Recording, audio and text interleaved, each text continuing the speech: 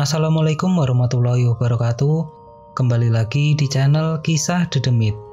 Untuk kisah kali ini saya akan membawakan sebuah cerita dari tulisannya akun Twitter yang bernama @namaguenan.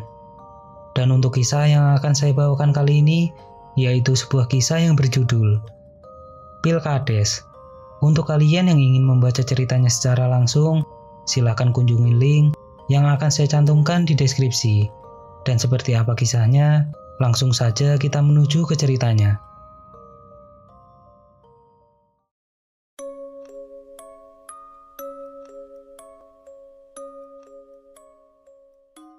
Pilkades itu memang seru, namun kalian tidak tahu dibalik euforianya.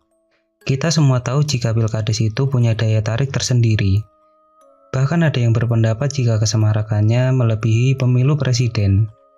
Mungkin karena ruang lingkupnya yang lebih sempit, hanya satu desa yang membuat Pilkades lebih seru dan lebih panas. Jika kita menilik dengan mata telanjang, mungkin akan terlihat biasa saja. Pertarungan argumen di antara pasang calon, cara berkampanye, visi misi dan kontroversi adalah pelangi dalam politik. Namun jika dilihat dari sudut pandang lain, itu akan jelas berbeda. Sudah 3 periode keluarga Pak Cahyo menjabat sebagai kepala desa. 2 periode pertama adalah Pak Cahyo, lalu 1 periode kemarin adalah adiknya, Pak Karya. Banyak pro dan kontra selama masa kepemimpinannya. Kini Pak Karya berencana mencalonkan kembali. Hingga beberapa hari kemudian, salah satu temanku yang bernama Joko bertamu ke rumah. "Nan, udah ada pilihan buat Pilkades nanti?" Tanyanya to the point. Aku menggeleng.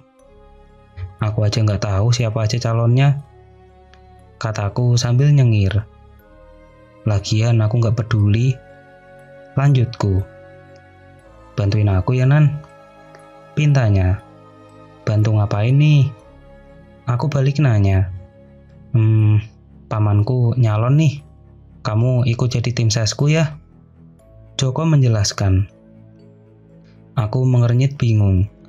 Kenapa harus aku? Aku aja nggak punya kapasitas yang mumpuni untuk jadi tim ses. Ucapku jujur. "Alah, ngerendah mulu," kata Joko. Aku menimang-nimang sebentar. "Ya udah, aku ikut dah," kataku mengiyakan. "By the way, calonnya siapa aja?" tanyaku. "Sejauh ini sih baru 2. Pertama itu pamanku yang namanya Pak Rama, sama dari pertahanan si Pak Karya," jawabnya. Aku cuma manggut-manggut.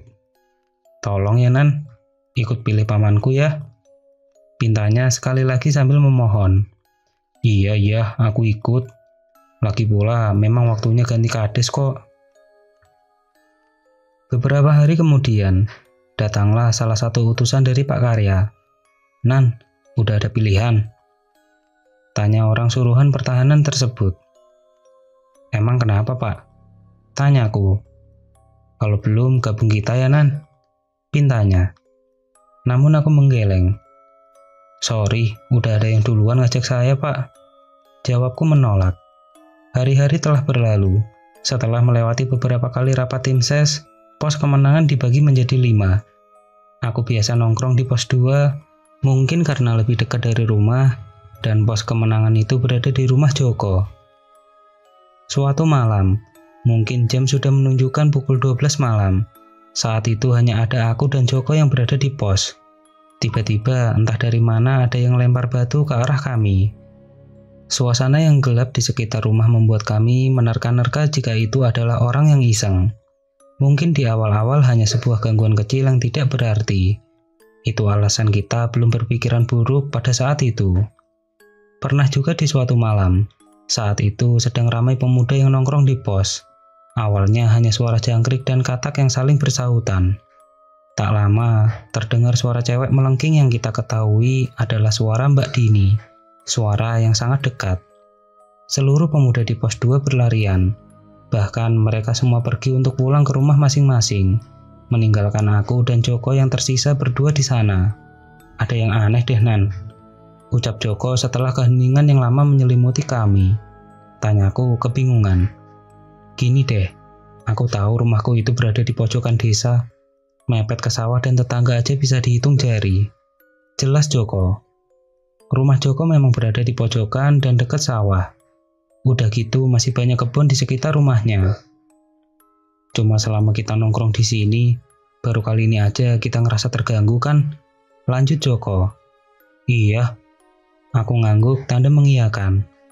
Nah, itu yang membuat aku merasa aneh, Nan. Terkanya. Pokoknya semenjak kita jadi tim ses dan rumahku jadi pos kemenangan, itu semua menjadi di luar nalar. Lanjutnya, nanti kita coba tanya Pak Soleh, beliau kan yang lebih tahu masalah yang begini. Ajaknya. Pak Soleh merupakan seseorang yang paham dengan hal-hal yang berbau begituan. Rumahnya beda kota dengan kami. Beberapa hari kemudian, aku dan Joko sowan ke rumah Pak Soleh. Assalamualaikum. Salam kami berdua. Waalaikumsalam. Jawabnya. Akhirnya Joko menceritakan maksud kedatangan kami, dan beliau juga bersedia untuk mendengarkan keluhan kami. Masalah yang terjadi di rumah Joko itu memang benar. Itu adalah kiriman dari mereka untuk sekedar mengganggu kalian. Kata Pak Soleh menjelaskan. Terus gimana, Pak? Tanya Joko.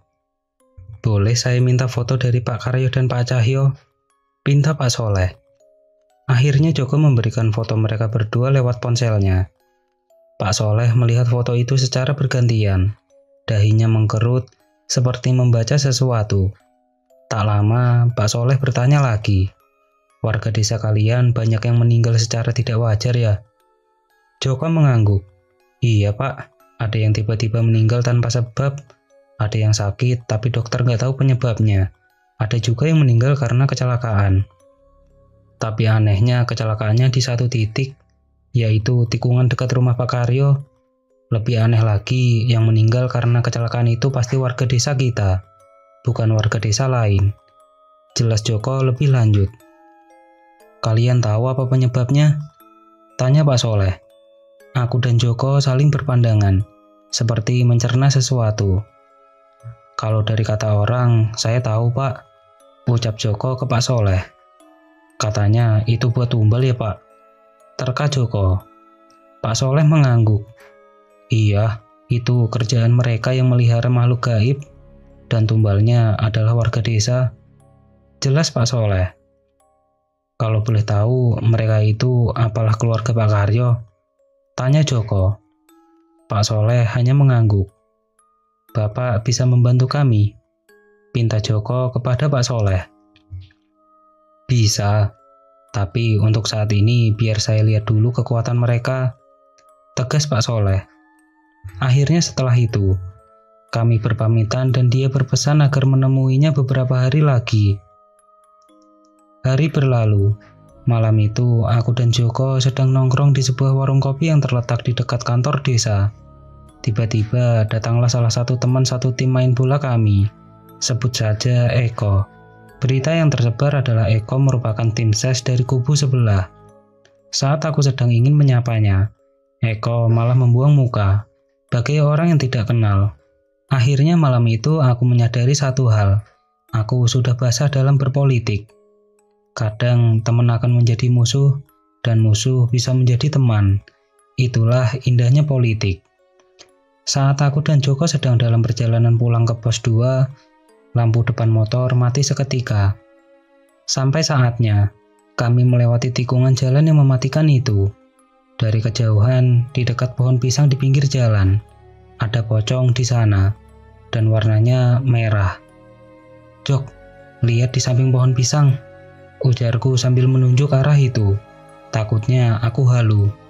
Astagfirullah. Joko beristighfar sambil melajukan motor dengan kekuatan penuh. Sumpah, itu pocongnya warnanya merah men. Kain kafannya juga merah. Aku merinding parah pada saat itu. Saat kami sampai di pos 2, ternyata di sana ada Pak Soleh. Banyak banget ya, ucap Pak Soleh sesaat kita menghampiri beliau. Wah iya Pak, saya juga barusan diliatin pocong merah kok. Curhat si Joko. Oh, yang itu ya, kata Pak Soleh sambil menunjuk ke arah jalanan.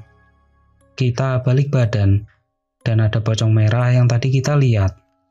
Astaga, Dia ngikutin, Pak. Tanyaku. Pak Soleh mengangguk. Iya, cuman dia nggak bakal mendekat. Jelasnya. Aku dan Joko hanya manggut-manggut tanpa mengalihkan pandangan dari pocong itu. Ada apa, Pak? Tumben ke rumah saya? Tanya Joko. Begini. Saya bantuin calon kamu. Tegasnya. Makasih ya, Pak. Aduh, maaf ngerepotin nih. Kata Joko lagi. Iya, nggak apa-apa. Lagian saya diemin, mereka malah makin menjadi. Ujar Pak Soleh. Akhirnya aku, Joko, dan Pak Soleh masuk ke kamar Joko. Soalnya di luar itu ramai, dan Pak Soleh mau cerita sama kita berdua. Mereka itu hitam. Mereka memeliharanya untuk mendapatkan jabatan, ucap Pak Soleh. Dan pocong itu salah satunya. Lanjutnya. Untuk saat ini, saya bantu dengan doa ya. Saya juga buat pagar gaib untuk rumah ini. Ya, walaupun tidak kuat, setidaknya untuk menghambat mereka agar tidak mengganggu. Jelas Pak Soleh. Namun Pak Soleh menatapku, seperti ada yang aneh dariku. Pak, ngeliatinnya jangan gitu serem ah. Jujurku. Soalnya dia liatku serem banget dah. Enggak, kamu menarik. Ujar Pak Soleh sambil nyengir. Saya emang ganteng, Pak, tapi masih suka cewek kok. Bajingan. Umpat Pak Soleh disusul tawa kita bertiga. Setelah malam itu, memang keadaan terasa lebih nyaman. Namun itu hanya terasa sewaktu kita berada di pos saja. Kalau udah di luar mah, masih aja serem. Bahkan waktu mendekati 1 bulan sebelum pemilihan, euforianya semakin panas. Para calon sibuk mengurusi kampanyenya. Oh iya, saat itu sudah diputuskan hanya ada 2 calon, yaitu Pak Rama dan Pak Karya saja. Setiap malam, aku selalu nongkrong di rumah Joko, walau hanya sekedar ngopi dan bermain game. Suasana rumah Joko memang sepi kalau malam, mungkin hanya kita yang nongkrong di sini. Aku sebagai tim ses juga sering debat dengan tim ses sana, dan entah mengapa aku selalu menang dalam debat. Aku dan Joko tahu bahwa banyak yang tidak suka terhadap kami. Soalnya para pemuda di sana rata-rata mengikuti pilihan kami. Suatu malam, Joko jatuh sakit. Dia menggigil dan sesak nafas, bahkan susah berjalan. Waktu itu ada aku di sana, dan akhirnya aku putuskan buat bawa ke rumah sakit. Sesampainya di sana, dokter mengatakan bahwa si Joko tidak sakit apa-apa. Bahkan bisa dibilang sehat. Bener Nan, gue ngerasa ngap, gak bisa nafas, menggigil dan susah jalan. Keluh si Joko. Mereka nyerang kamu deh, terkaku. Bisa jadi Nan, katanya. Coba deh, habis ini kita ke rumah Pak Soleh dah, ajaknya. Kita sampai di rumah Pak Soleh, lalu dia menghampiri kita. Wah, kamu kena kiriman ya? Kata Pak Soleh yakin. Ya udah, habis ini saya obatin ya. Cuma siapin barang-barangnya dulu. Perintah Pak Soleh kepadaku dan salah satu temannya yang sedang berada di sana. Setelah bahan-bahannya terkumpul, Pak Soleh melakukan ritualnya. Namun tiba-tiba suaranya sangat berisik di luar rumahnya, seperti banyak orang yang ada di sana. Namun ketika aku melihat keluar jendela, aku tidak melihat apa-apa. Sepi banget saat itu. Bahkan teman Pak Soleh yang bernama Pak Dodi menghampiri di mana tempatku berdiri. Dia ikut melihat keluar rumah. Astagfirullah, ucapnya.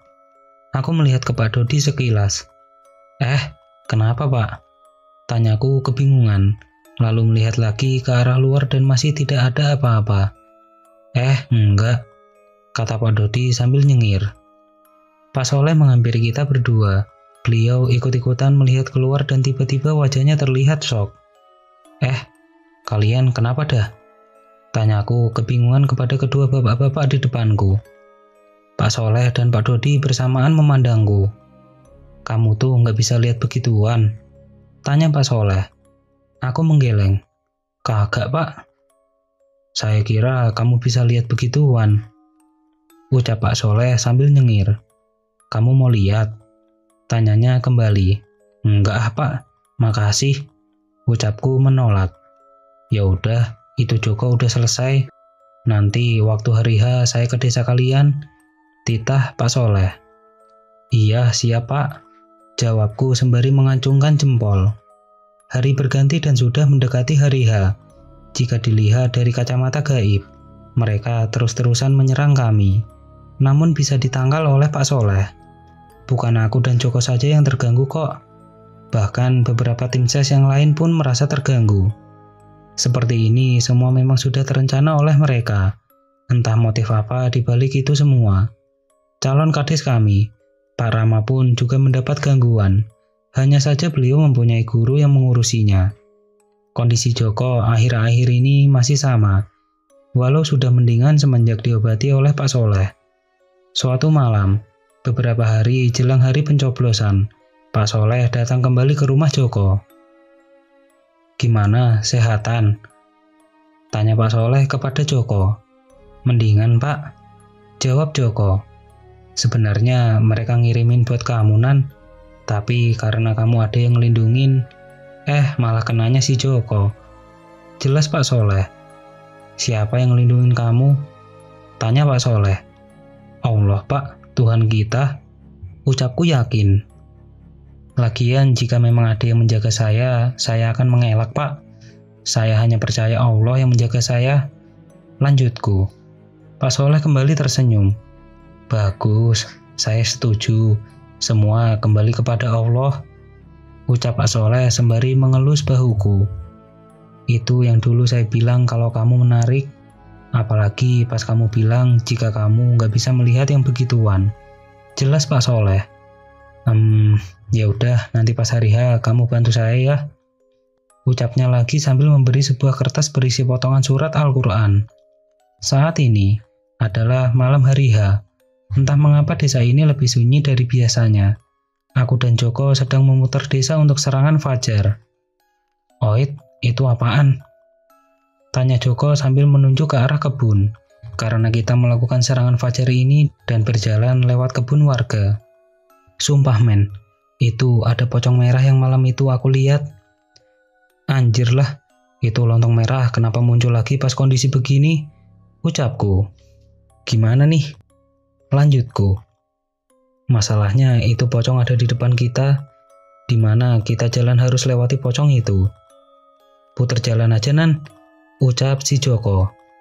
Lewat jalan desa aja, sarannya kemudian. Mau ketahuan pihak musuh, kataku sambil jitak kepala si Joko. Ya gimana lagi, itu lontong persis di depan kita, kayak nggak ada tempat lain aja buat nongol.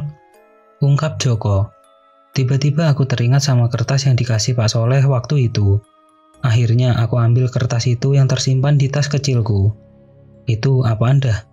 Tanya si Joko kepo. Kertas? Waktu itu dikasih Pak Soleh.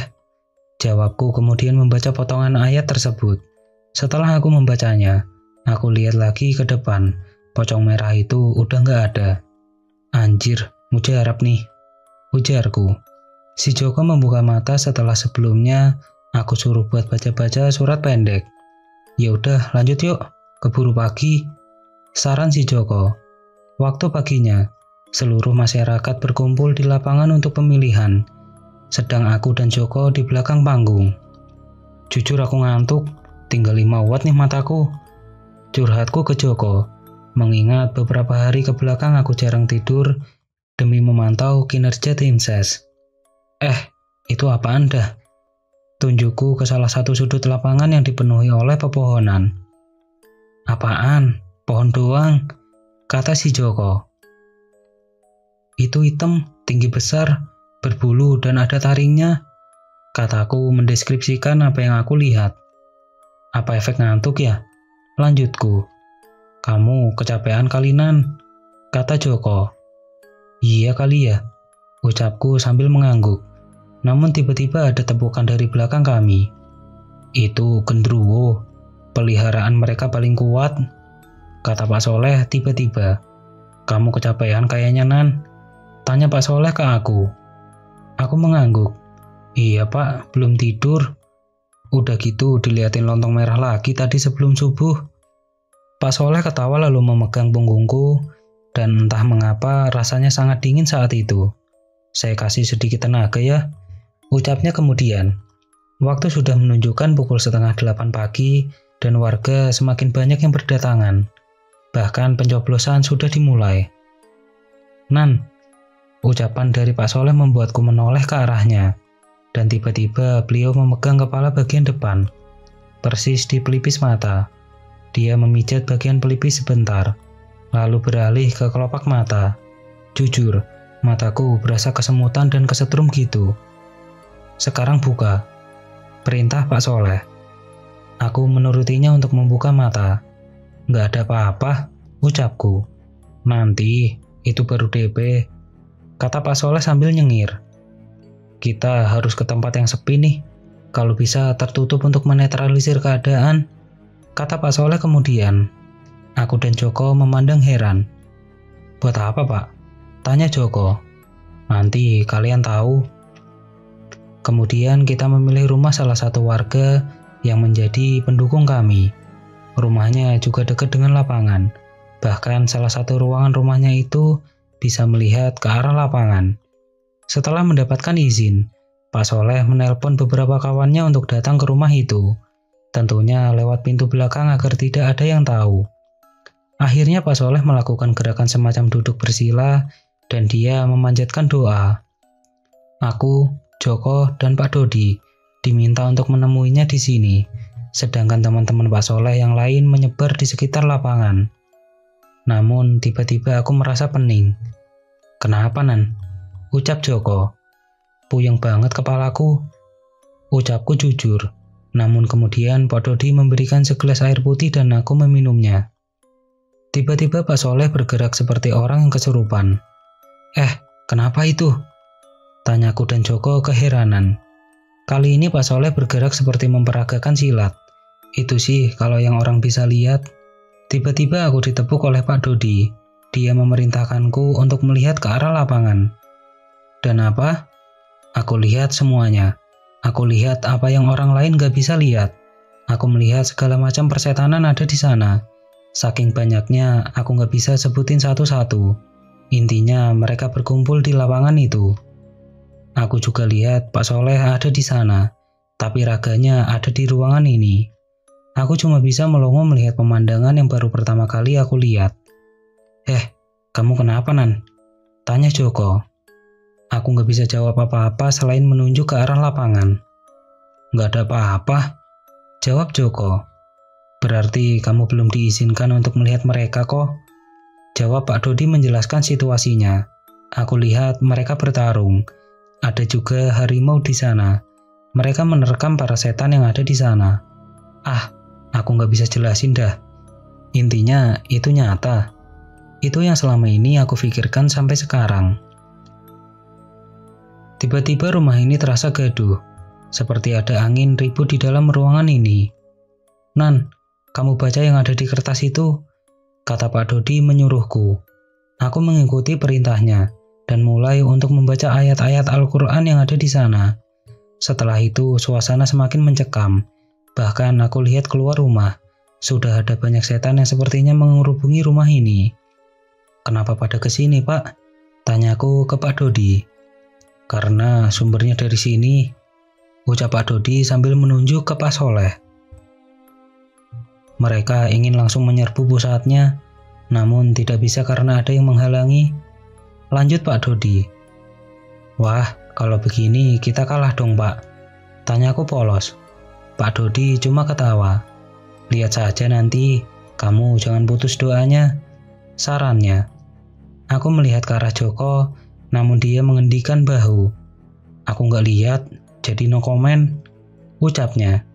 Pak Soleh tiba-tiba sadar, lalu meminta air putih dan kami memberikan air kepadanya. Kok, kamu nyoblos ya? Sambil nyari tahu mereka ada di mana? Perintah Pak Soleh kepada Joko.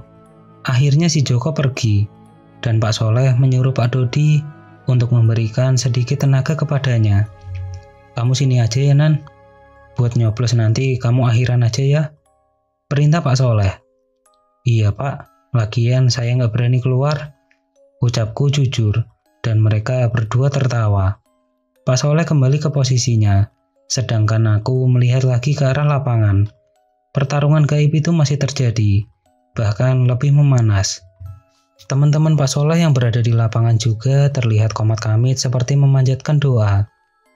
Nan, tiba-tiba sebuah suara yang entah dari mana berdengang di telinga. Iya, saya, Pak Soleh. Saya panggil kamu lewat batin, katanya. Saya minta tolong sama penjaga kamu ya. Izin ya. Jujur, aku bingung jawabnya gimana. Sumpah, hari ini tuh di luar nalar banget. Iya pak, pinjem aja pak, santuy. Aku berteriak. Jujur, aku nggak tahu gimana cara balas ngomong ke Pak Solehnya. Tak lama, suasana yang gelap di lapangan itu berubah menjadi cerah. Seperti sebelumnya mendung, tapi tiba-tiba cerah gitu. Aku lihat arloji itu sudah hampir jam 11 siang. Kok rasanya cepet banget? Itu yang aku rasakan. Sehabis itu kepalaku pusing banget dan aku tertidur. Aku terbangun ketika aku rasa ada yang nyentuh dadaku. Pas aku buka mata, ternyata Pak Soleh dan kawan-kawannya. Aku duduk dan diberi segelas air putih. Pas aku lihat, jam ternyata sudah pukul 2 siang. Pikiranku saat itu adalah aku nggak nyoblos alias golput. Hidup golput. Gimana hasilnya pak? Tanyaku. Belum tahu, masih perhitungan suara, ucap Pak Soleh. Makasih ya Nan, sudah membantu saya, ucap Pak Soleh lagi. Aku cuma mengangguk. Saya mah nggak bantu pak. Saya bahkan makasih udah diberi kesempatan untuk melihat hal yang kayak gitu. Semua orang bisa melihat hal itu, tapi dengan taraf yang berbeda, ucapnya. Terus gimana sama pertempuran tadi? Tanyaku kepo. Alhamdulillah, kita menang secara gaib. Tinggal tunggu pemungutan suara aja. Jelasnya. Tak lama Joko datang. Udah sadar, katanya sambil cengengesan. Keluar yuk, ajakku. Akhirnya aku, Joko, dan Pak Soleh keluar rumah dan berjalan menuju lapangan. Insya Allah kita menang, walau hanya berbeda beberapa suara saja, ucap Pak Soleh. Aku dan Joko hanya bisa mengaminkan doanya. Amin Pak, semoga menang. Setelah 2 jam akhirnya pemungutan suara itu diumumkan. Pak Rama menang dengan selisih sekitar 90 suara. Aku lupa. Nan, Joko, ucap Pak Soleh kepada kami berdua. Iya Pak, gimana perasaan kalian jadi tim ses? Tanyanya. Complicated Pak, ucapku ke Pak Soleh. Pak Soleh cuman ketawa, bahkan sampai ngakak. Aku yang merasa bingung akhirnya bertanya, kenapa ketawa Pak? Pak Soleh nyengir, saya nggak tahu artinya, ucapnya polos. Aku nepuk jidat sendiri, nggak seenak yang kita pikirin Pak. Ternyata ada rahasia di balik rahasia ya. Di balik euforia pilkades, kataku jujur. Pak Soleh tersenyum. Iya, kalau kita melihat dengan mata biasa mah seru, tapi kalau pakai kacamata gaib mah kacau. Dan hampir di semua pemilihan pasti seperti ini. Tapi bagi mereka yang bisa melihat, pasti ada sesuatu di balik setiap calon. Dan kita harus bersyukur bahwa calon kita diberi kepercayaan dan semoga dapat diberi kemudahan dalam menjalankan tugasnya. Lanjut Pak Soleh. Akhirnya Pak Soleh izin untuk pergi. Sedangkan kita berdua, terutama aku diberi satu pelajaran tentang hal di balik pilkades ini. Mata batinku kembali ditutup oleh Pak Soleh. Soalnya aku yang minta. Aku lebih memilih nggak bisa lihat hal yang begituan. Dan pada akhirnya Pak Rama menjalankan tugasnya dengan baik. Bahkan desa itu maju secara pesat dalam beberapa tahun terakhir. Setelah hari pencoblosan, Pak Soleh diperintahkan untuk mengusir beberapa setan yang sekiranya mengganggu di desa itu. Pak Soleh juga berpesan kepadaku, Joko, dan Pak Rama untuk tidak mengucilkan keluarga Pak Karya itu. Toh, ini semua sudah berlalu. Biarkanlah hanya kita dan beberapa orang yang punya kelebihan yang tahu bahwa hal itu telah terjadi di desanya.